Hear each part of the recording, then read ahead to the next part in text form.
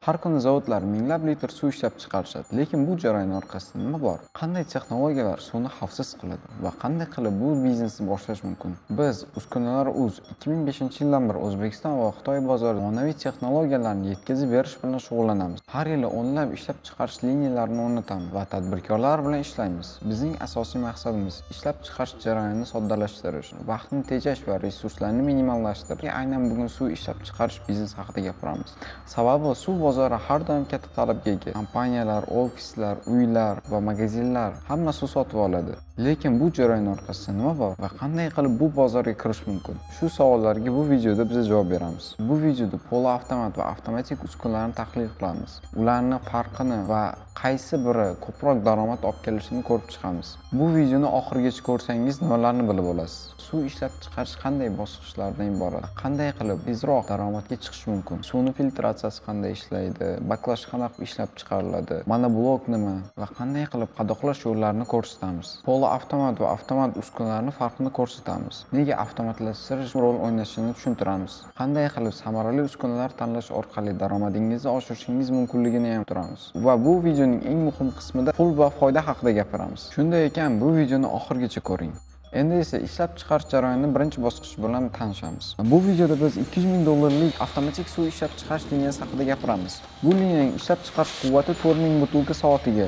Bu liniyaning umumiy Xitoydagi qiymati $180,000. Filtratsiya tizimi, avtomatik suv quyish va qadoqlash tizimi, avtomatik butilka ishlab chiqarish tizimi. Bu liniya to'liq avtomatlashtirilgani uchun ikkita yoki to'rtta inson bilan bu liniya ishlashi mumkin. Bu videoda qaysi liniya haqida gapirishimizni tushunib olgan bo'lsak, endi esa ishlab chiqarish jarayonining birinchi bosqichiga o'tamiz, ya'ni filtratsiya tizimi. Filtratsiya o'zi qanday ishlaydi? Oddiy til bilan tushuntirganda, filtratsiya elekga o'xshab ishlaydi. Birinchi bosqichda avval katta zarralarni, keyin organik moddalar ushlab qolinadi. Uchinchi etap obratniy osmos. Obratniy osmos orqali suv deyarli butunlay tozalanadi, ya'ni 99% ga toza deb aytsa bo'ladi. Va oxirgi qism yakuniy sterilizatsiya. Bu degani oxirida suvda qolib ketgan bakteriyalar butunlay o'ldiriladi. Keling, filtratsiya tizimini chuqurlashamiz. Birinchi navbatda suv nasos orqali mexanik filtratsiya tizimiga keladi. Bu mexanik filtratsiya tizimida 3 ta etapdan iborat. Birinchisi kvartsiy pisok, ikkinchisi aktivniy ugl va uchinchisi natriy filtr. Kvartsiy pisok suvdagi yirik zarralar, qum, zang, mayda toshlar va loylarni ushlab qoladi. Kvartsiy pisokdan chiqqan suv aktivniy uglga tushadi. Aktivniy uglning shunchalik ko'p mayda teshikchalari borki, organik ifloslanishlar, xlor, kimyoviy moddalar va shunga o'xshash har xil organik moddalar aktivniy uglni teshikchalariga tiqilib qoladi va bu suvning ta'mini va hidini yaxshilaydi.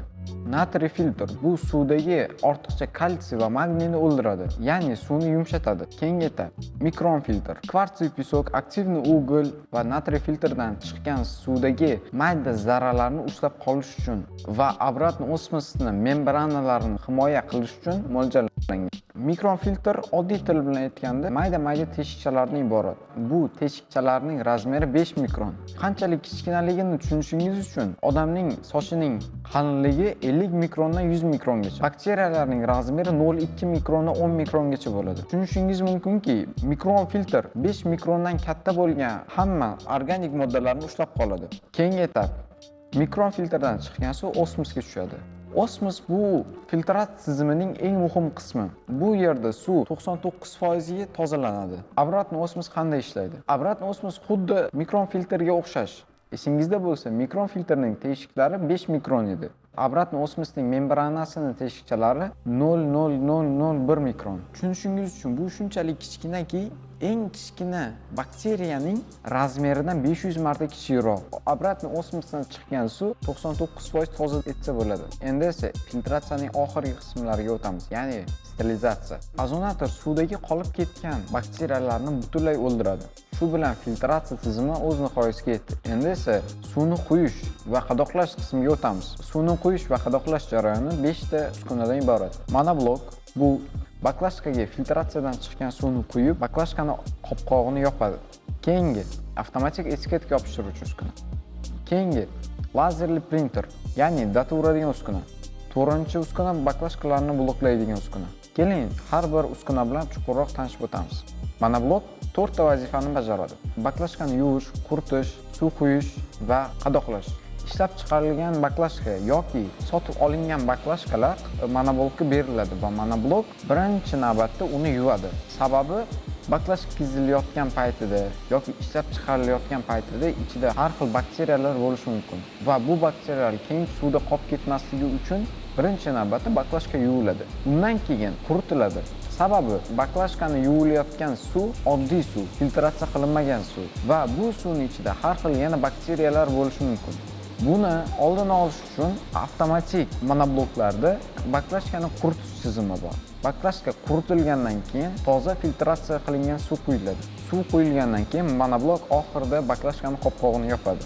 Poloavtomat va avtomat monoblokning farqi bu tezligidir va aniqligidir. Poloavtomat monobloklarga baklashka qo'l bilan beriladi. Avtomatik monobloklarda bu jarayon avtomatlashtirilgan. Poloavtomat va avtomatik monobloklarning yana bir farqi bu ularning ishlab chiqarish quvvatidir. Biz ko'rib chiqayotgan monoblokda 24 ta golovka yuvish uchun va quritish uchun, 24 ta golovka baklashkaga suv quyish uchun, 8 ta golovka baklashkani qopqog'ini yopish uchun. Bu golovkalar qanchalik ko'p bo'lsa, shunchalik ishlab chiqarish quvvati ko'payadi. Avtomat va poloavtomat monobloklarning farqlari ko'p. Biz asosiy farqlarni ko'rib chiqdik. Endi esa qadoqlash qismiga o'tamiz. Qadoqlash qismi 3 ta etapdan iborat. Yorliq yopishtirish, ya'ni etiketka yopishtirish, keyingisi lazerli printer, data uradigan uskuna, oxirgi uskuna bu baklashkalarni bloklaydigan uskuna.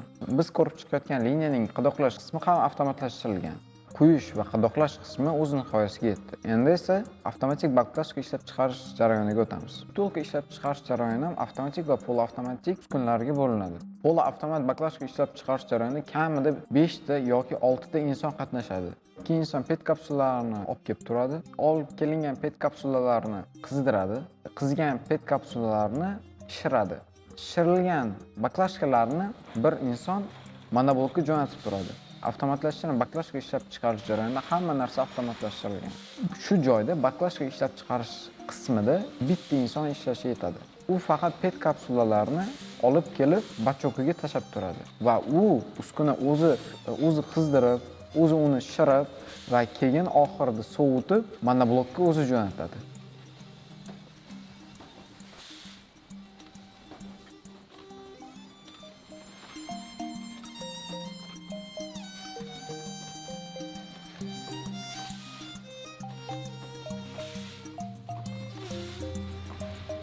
Bu avtomatik va poloavtomatik baklashka ishlab chiqarish jarayonining bitta farqi.